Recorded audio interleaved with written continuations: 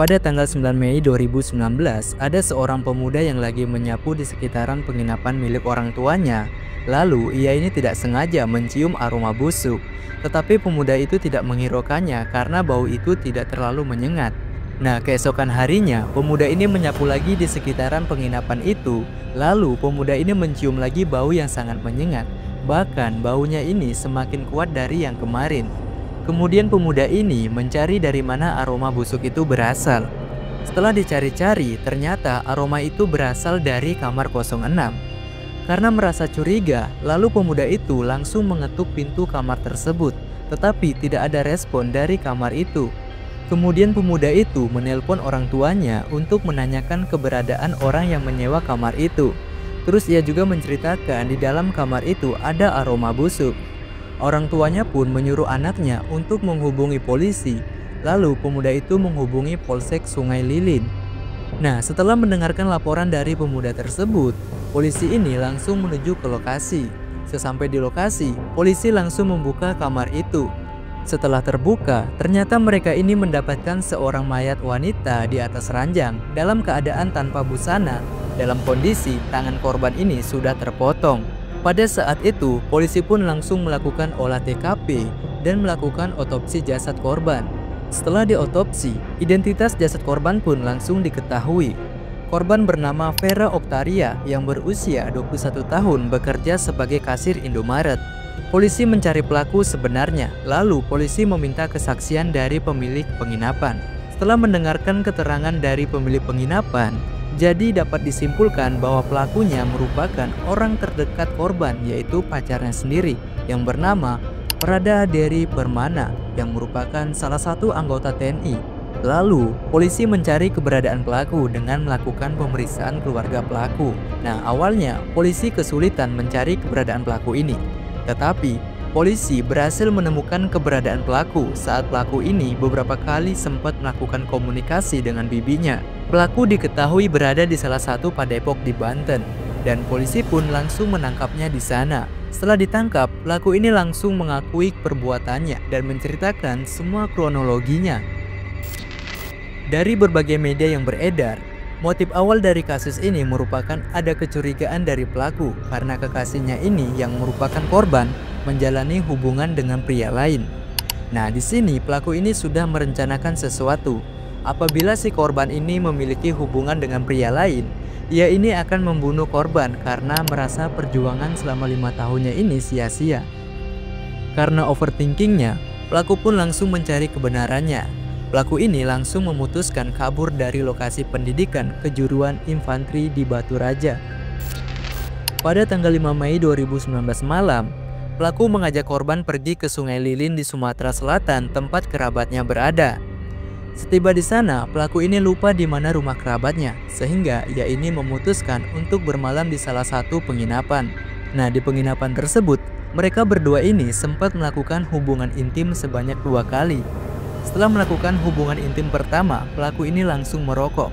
Tetapi di sini si korban ini tidak suka kalau si pelaku ini merokok. Kemudian korban sempat marah dan menampar pelaku. Nah, di sini pelaku langsung meminta maaf dan berjanji tidak merokok lagi. Setelah itu mereka ini kembali lagi melakukan hubungan intim. Nah, setelah melakukan hubungan intim itu, pelaku ini ingin membuktikan kecurigaannya dari awal bahwa kekasihnya ini memiliki hubungan dengan pria lain. Lalu si pelaku ini langsung memeriksa ponsel milik korban. Tetapi pelaku ini tidak bisa membuka ponsel korban karena korban ini sudah mengganti passwordnya. Nah, di sini pelaku tambah overthinking dan pelaku pun langsung menanyakan ke korban. "Kenapa kamu ganti sandinya?" tanya pelaku. Lalu korban menjawab, "Kamu ini mau enaknya saja berhubungan terus. Kapan kamu mau menikahi saya? Sekarang saya hamil 2 bulan. Setelah mendengarkan perkataan dari korban, Pelaku ini langsung marah dan menjambak rambut korban, kemudian membenturkan kepala korban ke dinding dan korban pun langsung tak sadarkan diri. Lalu pelaku ini membekap korban dengan bantal dan mencekik leher korban hingga tewas. Setelah mengetahui korban tewas, pelaku ini langsung takut. Nah, di sini pun pelaku ini berniatan untuk menghilangkan jejak dengan memutilasi korban. Karena panik, pelaku pun sempat keluar dari penginapan dan merokok di luar. Pada saat itu pun, pelaku ini melihat gergaji di sekitaran penginapan tersebut. Lalu, pelaku ini mengambil gergaji itu dan masuk lagi ke dalam penginapan untuk memutilasi korban menggunakan gergaji itu. Ketika hendak memutilasi tubuh korban, gergaji itu patah, tetapi tangan korban ini belum putus. Nah, di sini pelaku kembali lagi keluar kamar dan berniatan untuk membeli gergaji di sekitaran pasar di sana. Di sana pelaku ini membeli gergaji dan buah, lalu ia kembali lagi ke penginapan. Sesampai di penginapan, pelaku ini mencoba lagi untuk memutilasi tubuh korban.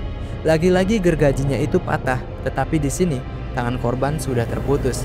Karena gergaji itu patah, pelaku ini sempat menenangkan diri lagi dengan menghisap satu batang rokok dan memakan buah sambil menonton TV. Karena gagal melakukan mutilasi, pelaku ini menelpon temannya dan mengatakan bahwa ia telah membunuh korban.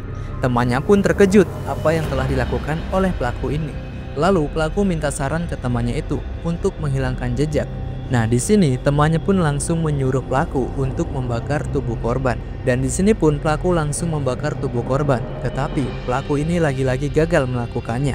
Karena semua upayanya sia-sia, pelaku pun langsung melarikan diri ke Lampung dengan menggunakan bus dan meninggalkan jasad korban di dalam penginapan itu. Nah, dalam perjalanan, pelaku ini sempat berbicara dengan salah satu penumpang di dalam bus itu. Pelaku ini mengatakan kalau ia ini ingin sekali mempelajari agama lebih dalam. Penumpang itu pun langsung menyarankan pelaku untuk pergi di salah satu padepokan di Serang, Banten. Nah, setelah mendengarkan hal tersebut, pelaku pun langsung menuju ke sana. Sesampai di lokasi, nah kehadiran pelaku pun disambut dengan baik oleh orang-orang di padepokan di sana. Tetapi orang-orang di sana tidak mengetahui bahwa pelaku ini merupakan buronan polisi. Persembunyian pelaku pun diketahui setelah pelaku ini melakukan komunikasi dengan bibinya, dan akhirnya pelaku ini berhasil diamankan oleh polisi. Atas semua perbuatan yang ia lakukan, pelaku harus menerima hukuman yaitu penjara seumur hidup, dan pelaku pun dipecat dari TNI. Oke guys, mungkin video ini sampai di sini dulu. Beritahu kami di kolom komentar bagaimana tanggapan kalian setelah mendengarkan kasus ini. Oke, sampai jumpa di video selanjutnya, di mana kita akan membahas kasus-kasus yang pernah terjadi di dunia. Terima kasih sudah menonton.